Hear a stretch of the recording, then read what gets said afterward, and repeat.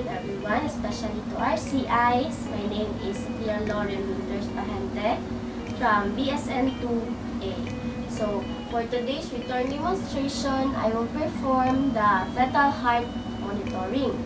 So, the importance of this procedure is for us to know if the baby is doing well. By doing the fetal heart monitoring, we can identify the heart rate of the fetus. So, first, let's do the hand hygiene.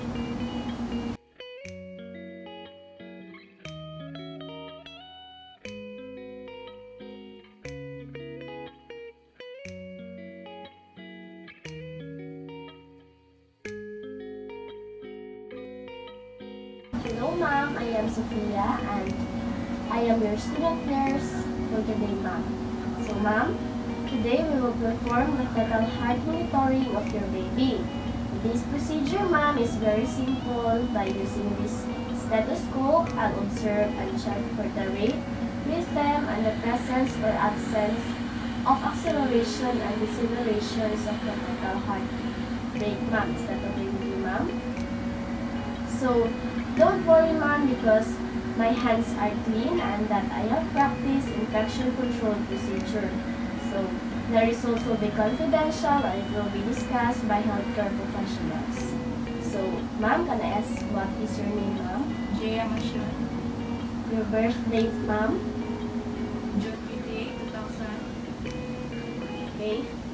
So, next, assess the patient to lie in a bed with a position of dorsal recumbent position and expose the part to be examined.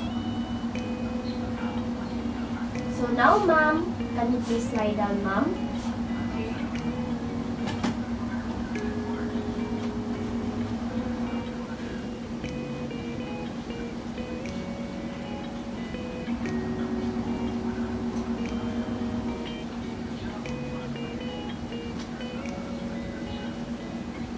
So I will expose, ma'am, the part where I will examine, ma'am. Drape the patient properly and then perform a Leopold's maneuver. So the first maneuver is the fundal grip.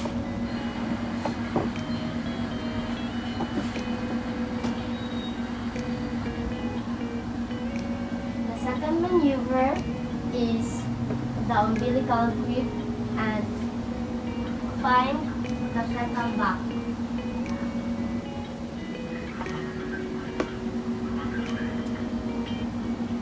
And by that, put the diaphragm of the stethoscope in the fetal back of the fetus.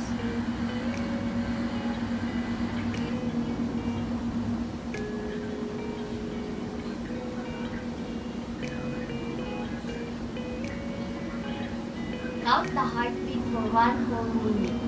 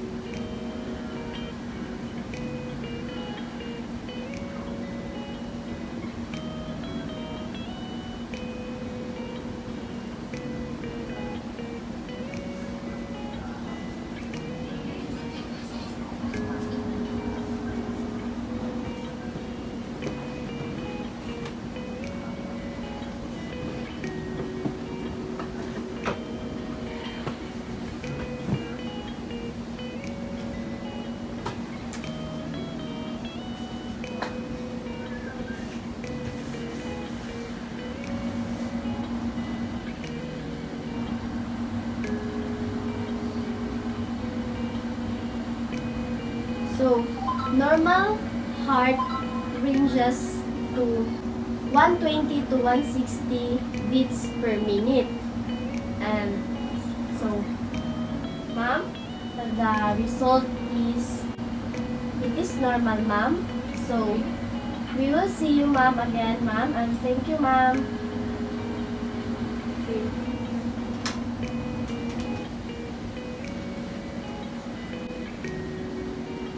Last, don't forget to do the hand hygiene again and then record the results. So, that's all for this procedure and I hope you learned something. Thank you.